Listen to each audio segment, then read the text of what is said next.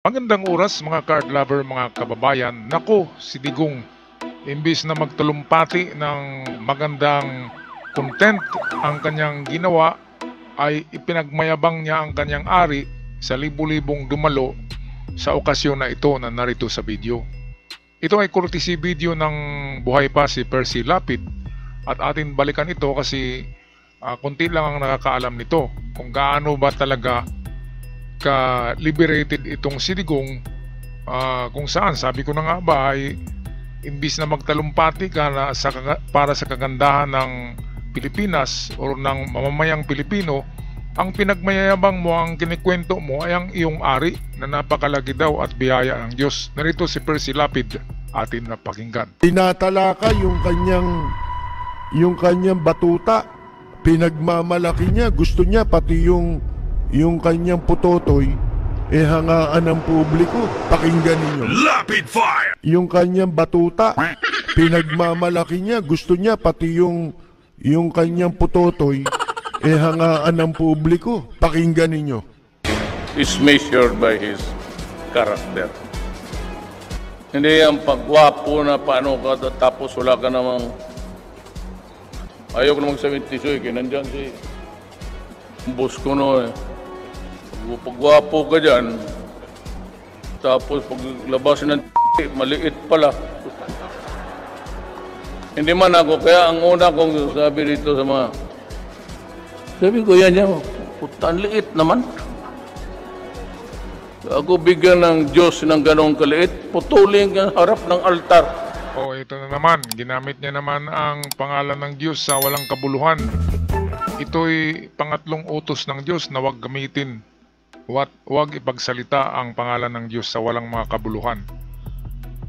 Against the third commandments ito ng Diyos, ginamit na naman ni Digong na walang yung mga gwapo daw ay maliliit ang titi. Sabi niya presidente ka itong kanyang estilo ay parang sa istambay lamang na nagipag-inuman sa kanto-kanto.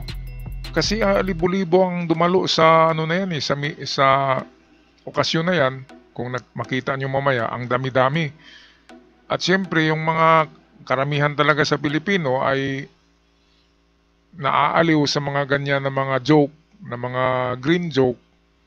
Kaya nga ang Pilipinas ay parang pagong umusad kasi majority of Filipinos ay nakikiano diyan sa mga joke na yan na hindi aasinso ang Pilipinas kung ganyan ang ating pag-iisip na ang iniisip natin ay titi natin na malaki or maliit.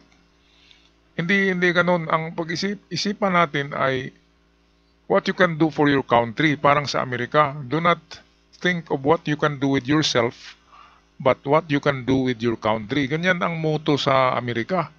Kaya, develop ang Amerika at successful. Sa Pilipinas, palakihan pala ng titi sabi ni Digong. Nako. Ang totoo niyan, ang mga ari ng lalaki, ay proportion yan sa katawan ng tao. Kapag ang tao ay malaki, matangkad, of course, mahaba din ang ari ng lalaki at malaki. Kung pandak ka, maliit ka na tao, ganon din ang ari mo kasi ikaw ay proportion lang kasi yan. Diba? Kahit tingnan natin sa aso, mas malaki talaga ang sa asong malaki. Kaya hindi dapat ipagyabang ni Digong yan. Kasi napakaliit na tao yan, na nasa 5'2" lang yata ang height niyan kung 5'2" ang proportion yan, nasa 4 inches lang Tapos sasabihin niya, 10 inches ang ari niya. Maniwala naman kayo. At dito makikita natin, daming tumatawa, marami ding hindi. Hindi natuwa kasi merong mga babae. So sa kanyang ugali, parang kaya nga hindi umasinso ang Pilipinas dahil sa kanyang termino, ganyan palagi, bastusan talaga ang lumalabas sa bibig. Hindi ganyan ang pag-uugali ng mga presidente sa ibang bansa. Dapat meron kang formality. Hindi yung basaguliro, hindi yung parang nasa kali lang, nagkipag-inuman ng mga hanggang high school lamang, walang etiket. Balik tayo sa kanyang talumpati tungkol sa kanyang titi. Ha? Oh, yun lang pala binigay mo. Tuduhin na natin.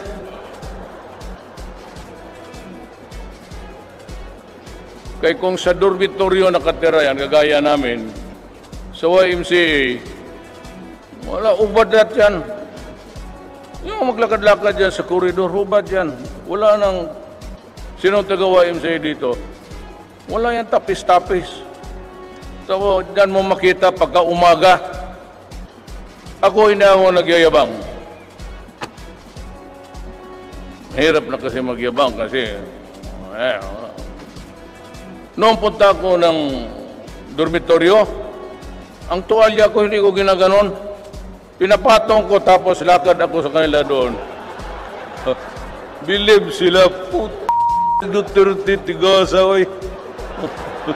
Ay sos, digong lumang antik na yan.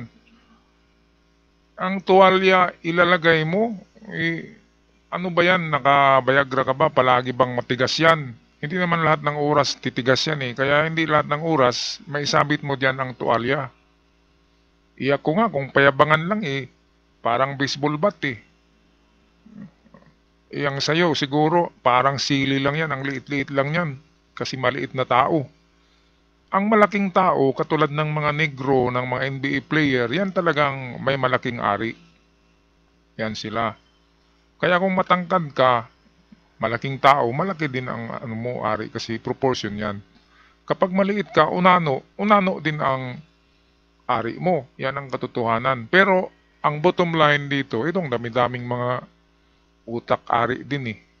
Tumatawa. Dapat hindi sila tumatawa diyan. Dapat ang dapat pakinggan nila kung ano ang idiskurso diyan ni Digong. Anong magandang talumpati ang gagawin. Yung para sa kapakanan ng marami, hindi yung para sa ari lang. Sa manyak pala ito nung kabataan niya kasi naghuhubad ng lakad sa dormitory. Ako nag-dorm din ako noon. Maraming manyakis na kadormate ko pero hindi naman naghubad. Grabe naman, maghubad ka maglalakad sa dormitoryo. Ano ka, buang? Diba? Kahit na manyakis ka, kahit nga yung mga manyak hindi naghubad sa daan eh. Isidigong pala naghubad eh.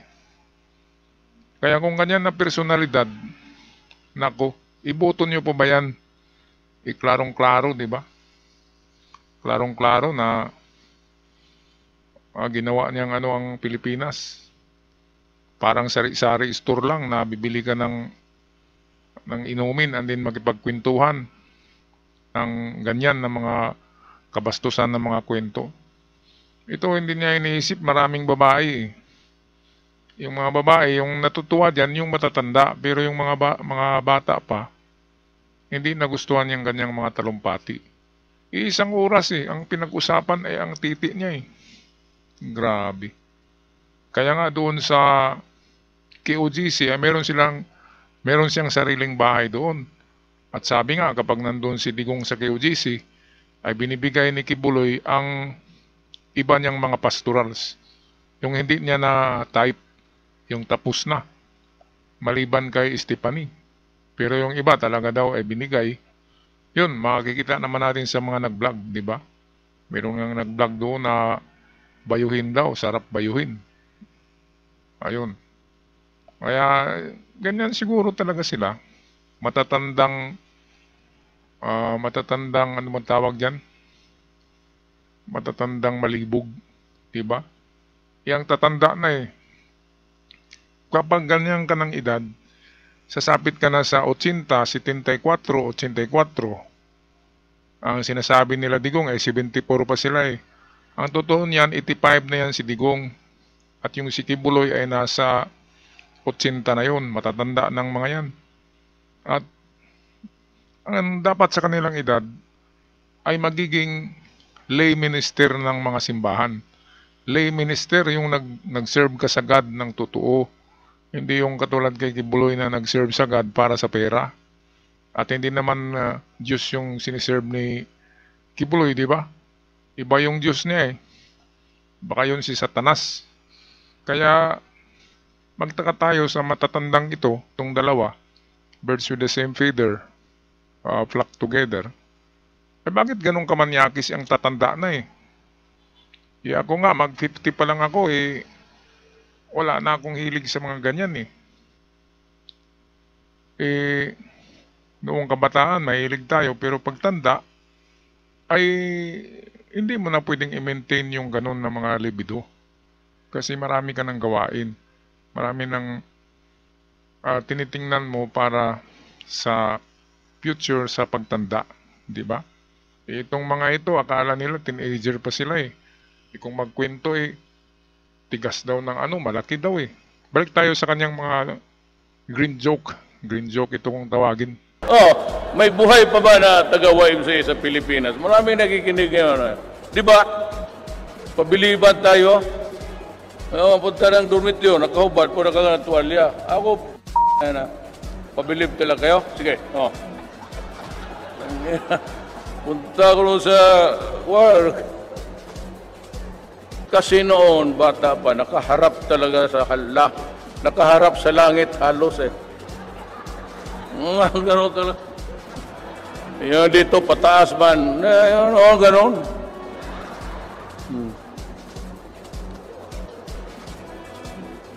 Naghahalik ka na doon yung ulo sa pusod ko. Yun ang binigay ng salamat ako sa Demonyo. tatay ko. Sa tatay mo pala eh. At least pinalabas niya ako sa buhay highly equipped. Bata pa kami noon, nung punta kami doon sa mga babae, Sa buringan. magtakbuhan. Takbuhan daw ang mga Ayaw na magpakita. Ayaw namin yung payat na yan, no? Ayaw nang huminto. Ang liit-liit na tao nitong si Duterte, tapos sasabihin niya matatakot yung mga prostitutes. Iyon nga ang gusto ng mga prostitutes, yung malaki. Tapos tatakbo. Ay dyan mo malalaman na hindi totoo ang kwento, di ba? Kaya nga tayo na budol-budol niyan eh, kasi magaling magkwento yan. Ang kwento niya ay pangmasa, kaya sold out siya sa masa. Katulad na lamang ng natutulog lang daw siya na nagkulambu. Kumakain lang daw siya sa turo-turo o sa kanto-kanto ng mga restaurant. Ay nako. Ginagawa niya yan noong hindi pa siya naging mayor. Pero nang maging mayor na siya, multimillionaire na to eh. Alam naman natin kung ano ang source ng mga sideline niya. Kaya wag na tayong pabudol-budol pa sa kanyang mga kwento na kinukuha niya ang ating makamasa na damdamin dahil sa mga kwentong-kwentong ganyan. Okay, so ako'y magpaalam na siguro. Maraming salamat kay Percy Lapid sa kanyang video na ito at namayapa na tuloy si Percy Lapid dahil sa pagbabanat niya dito kay Digong at kay Kibuloy. Binabanatan niya araw-araw at marami pang mga nasa press ang bumanat sa kanila na nawawala. Alright, so ako'y magpaalam na. God bless us all at huwag kalimutan mag-subscribe sa ating channel. Hanggang sa muli.